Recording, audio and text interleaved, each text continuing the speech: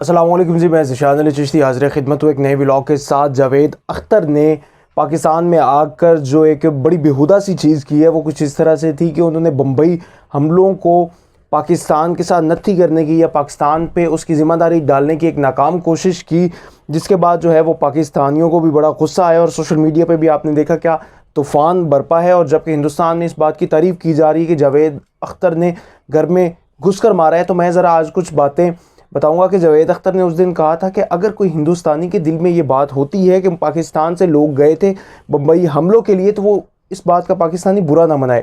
تو جناب آپ تو بیس لیس سی باتیں کر رہے ہیں، ہم ذرا آپ کے ساتھ کچھ دلائل کی باتیں کرتے ہیں، تو پھر کوشش کرتا ہوں کہ آپ بھی اس بات کا برا نہ منائیے گا۔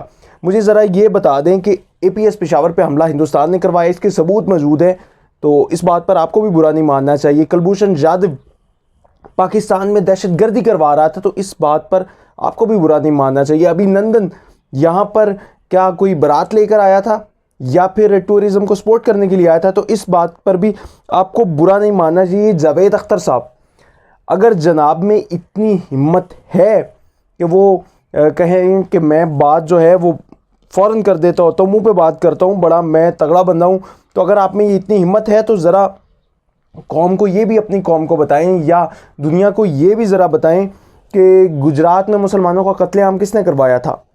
گجرات میں مسلمانوں کا قتل عام کس نے کروایا تھا؟ بابری مسجد شہید کس نے کروائی تھی؟ دنگوں میں لاکھوں مسلمانوں کے گھر کس نے جلا دیے تھے؟ مسلمانوں کو ہندوستان میں غدار اور دہشت گرد کہنے والے کون ہیں؟ جناب اگر یہ آپ منافقت چھوڑ دیں تو ذرا یہ باتیں بھی تو قوم کو بتائیں نا، اپنی ریاست کو بتائیں، دنیا کو بتائیں کہ یہ سب کرنے والے کون ہیں۔ مگر آپ تو اپنے والد محترم نریندر مودی کا نام لینا بھی گوارا نہیں کریں گے، کیونکہ آپ کو پھر بالی ووڈ میں کام ملنا بند ہو جائے گا، آپ کا بائیکاٹ کر دیا جائے گا، آپ کو پھر پیسے نہیں ملیں گے۔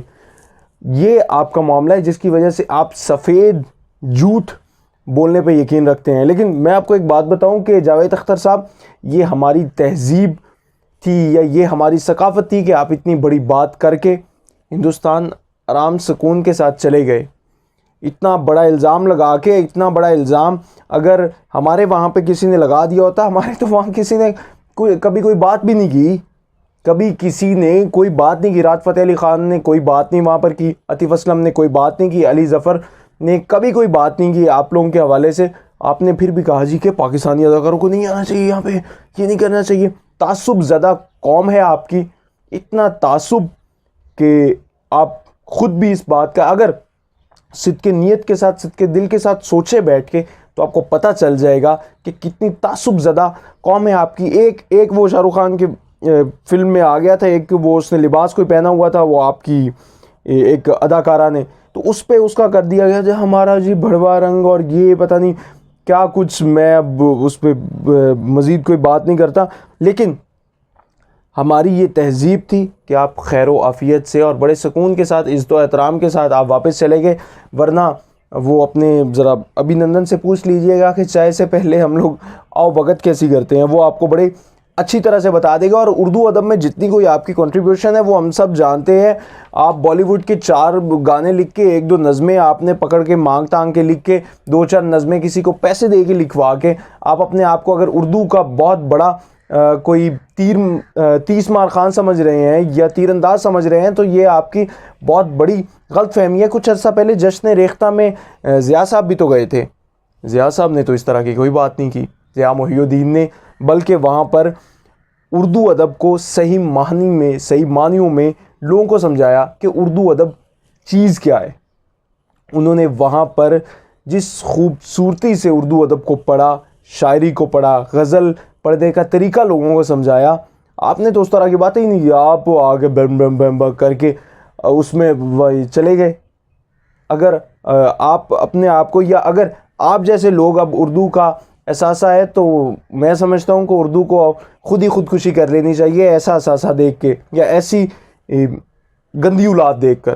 اور تو میں اب آپ کو کیا کہوں، خیر آپ پھر بھی بڑے ہیں تو ہم آپ کا لحاظ کرتے ہیں ان چیزوں میں، لیکن آپ کو کیا واقعی وہ مغلظات بکنے چاہیے تھے جو آپ نے بکے؟ آپ بڑا کچھ باتیں کرتے ہیں، بڑی آپ نے کچھ کر دیا۔ آپ یہ بتائیں کہ آپ ضیاء محی الدین کے کچھ 10ویں لیول پہ بھی ہو سکتے ہیں، 10واں حصہ بھی ہو سکتے ہیں، پھر آپ اردو ادب کا کسی. اور مجھے تعجب ہوتا ہے، اور میں مزے کی آپ کو بات بتا دوں کہ یہ جو آپ فیض فیسٹیول وغیرہ پہ آتے ہیں، یہ آپ کو اس وجہ سے نہیں بلایا جاتا کہ آپ بہت بڑی کوئی چیز ہے، بڑے آپ کو 30 مار خان ہیں، اردو میں بڑا آپ کا نام ہے. صرف اس وجہ سے بلایا جاتا ہے کہ 2-4 گیت آپ نے بالی ووڈ میں لکھے ہو، اور یہ سارے جو ہیں یہ بالی ووڈ کی پوجا کرنے والے لوگ ہیں. بڑی ان کو حسرت ہوتی ہے کہ جو بالی ووڈ میں کام کر کے آ جائیں، ان کو سلوٹ کرنا ہوتا ہے، تو یہ اس وجہ سے بلا سکتے ہیں. ورنہ وہ فیض صاحب کے ساتھ سونے والے قصے میں ہمیں کوئی انٹرسٹ نہیں ہے، کوئی دلچسپی نہیں ہے. صرف یہ قوم اس وجہ سے جی. اور آپ کو شرم آنی چاہیے کہ کس عزت کے ساتھ آپ کے ہال کھچا کھچ بھرا ہوا تھا، اور آپ وہاں پہ جا کے دلیل کیا دے رہے ہیں کہ جی لوگوں کا اتنا پیار تھا اور وہ ساری باتیں کر رہے تھے. میں نے جب یہ بات کی تو وہ کلیپ کر رہے تھے. اور کلیپ بھائی کیا کلیپ کر رہے تھے اس سینیریو میں؟ وہ ہمیں پتہ ہے المرا کا کتنا کوئی اچھا ساؤنڈ سسٹم چل رہا ہوتا ہے. کوئی اس میں سے 90% لوگوں کو تو آپ کی بات سمجھ نہیں آ رہی ہونی کہ آپ بول کیا رہے ہیں. اور ماشاءاللہ سے جس طرح کا آپ کو لب و لہجہ ہے، انداز گفتگو ہے، تو یقیناً وہ آپ کو بھی بعد میں جا کے سمجھ آئی ہوگی.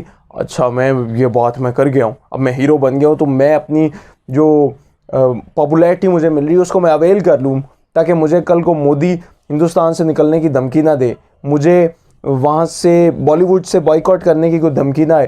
میں آرام سے بیٹھ کے اپنے گیت لکھوں. انتہائی فضول چیزیں آپ نے کی. بس میں آخری ایک آپ کو ریکویسٹ کروں گا، خدا را اگر آپ میں تھوڑی سی شرم باقی ہے، آپ کو تھوڑا سا احساس باقی ہے، تو یا تو خود کو ادیب کہنا چھوڑ دیں یا پھر انسان کے بچے بن جائے. دوسرا آپشن ذرا آپ سے نہیں ہو سکتا، لیکن آپ ذرا یہی کر لیں، آپ خود کو ادیب کہنا چھوڑ دیں.